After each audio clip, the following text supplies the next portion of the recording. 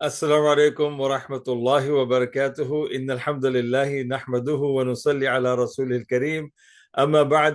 الحمد للہ، خوش آمدید ہو میرے بھائی اور بہنوں کو، تمام لوگوں کو الحمد للہ میری طرف سے جو ہے یہ ماشاء اللہ پانچواں جو ہے ویڈیو ہے جس میں میں جو ہوں پانچویں نصیحت لے کر آیا ہوں. اور یہ نصیحت سبحان اللہ سبحان اللہ سبحان اللہ، امید ہے کہ آپ سب لوگوں کو جو ہے اللہ کے قریب کر دے گی.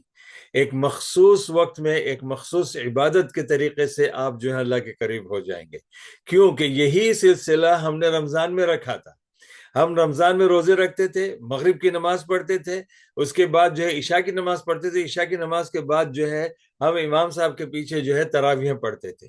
تراویح پڑھنے کا سلسلہ رمضان کے جانے کے بعد وہ بھی سلسلہ چلا گیا. اب جو ہے اللہ سے ہمارا جو ہے کنیکشن کیسے جوڑے اور کس لیے جوڑے اور کس وقت جوڑیں، انشاءاللہ آج جو ہے وہ تحفہ میں آپ لوگوں کے لیے لے کر آیا ہوں. قرآن پاک میں سورہ زاریات میں سورہ نمبر 51 ہے اور آیت نمبر 18 ہے. اس میں اللہ سبحانہ وتعالی ہم سب کے بارے میں بتا رہا ہے جو ایمان والے ہیں، نیک و صالح ہیں، جو اللہ کے پاس اللہ کا قرب حاصل کرنا چاہتے ہیں، وہ لوگ ہیں. وَبِالْأَسْحَارِ هُمْ يَسْتَغْفِرُونَ، اور وہ لوگ ہیں جو فجر کے وقت سے کچھ دیر پہلے اسحار کے وقت جو ہے وہ یعنی سحری کا وقت ہوتا ہے، سحری سے وقت کے وقت جو ہے وہ اپنی نیند سے بیدار ہوتے ہیں، اپنی ساری جو ہے آرام اور آسائش کو جو ہے سب کو چھوڑ کر وہ اللہ کے لیے کھڑے ہو جاتے ہیں. اور سب سے پہلے اللہ سے کہتے ہیں کہ اللہ ہمیں معاف کر دے. اللہ اکبر.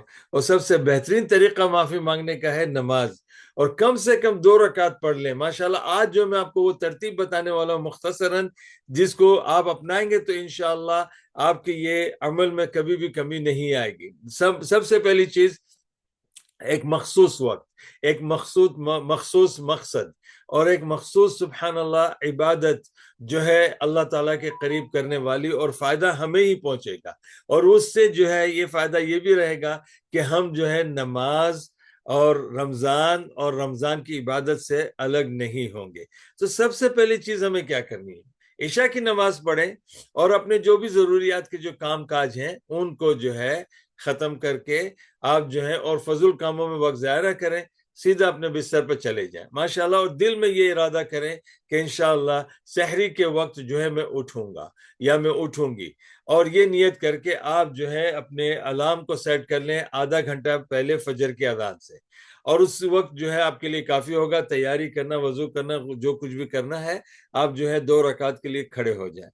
اس کے بعد مخلص ہو کر خالص اللہ کے لیے 2 رکعت کم سے کم پڑھ لیں، کیونکہ 2 رکعت پڑھنے سے فائدہ یہ ہوگا کہ آپ کو بوجھ نہیں لگے گا اور آپ فجر کے لیے بھی تازہ ہو جائیں گے.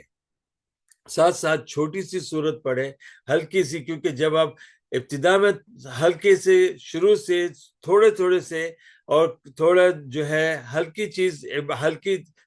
طریقے سے عبادت شروع کریں گے تو آپ کو جو ہے اس عبادت کے اندر آگے اور مزید بڑھانے میں مشکل نہیں ہوگی.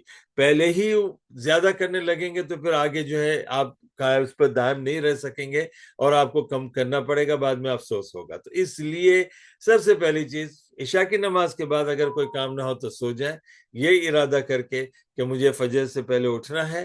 اور یہ پھر جب آپ جو ہے آدھے گھنٹے پہلے کی جو ہے الارم سیٹ کر لیں اور پھر اٹھ کر انشاءاللہ 2 رکعت پڑھیں ہلکی پھلکی، اور پھر اس کے بعد نماز پڑھنے کے بعد اللہ تعالیٰ کے دربار میں حاضری دے کر اللہ سے توبہ استغفار کریں. ایک چھوٹی سی دعا لے کر آیا ہوں میں، یہ عربی میں ہے، اس کا ترجمہ بھی میں آپ کے سامنے کروں گا کہ اللہم اغفر لی، اے اللہ مجھے معاف کر دے.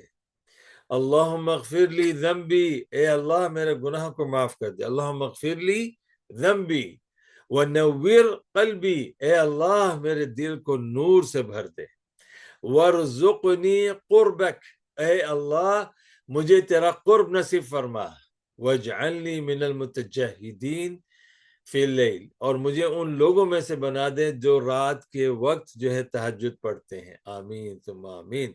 میرے بھائیو ماشاءاللہ امید ہے کہ یہ تحفہ آپ کو پسند آیا ہوگا. یہ ہمارا 5واں جو ہے ویڈیو ہے اور یہ 5ویں نصیحت ہے شوال کے مہینے میں. آئندہ دوسری نصیحت لانے تک جو ہے میں آپ لوگوں سے اجازت چاہتا ہوں. السلام علیکم ورحمۃ اللہ وبرکاتہ.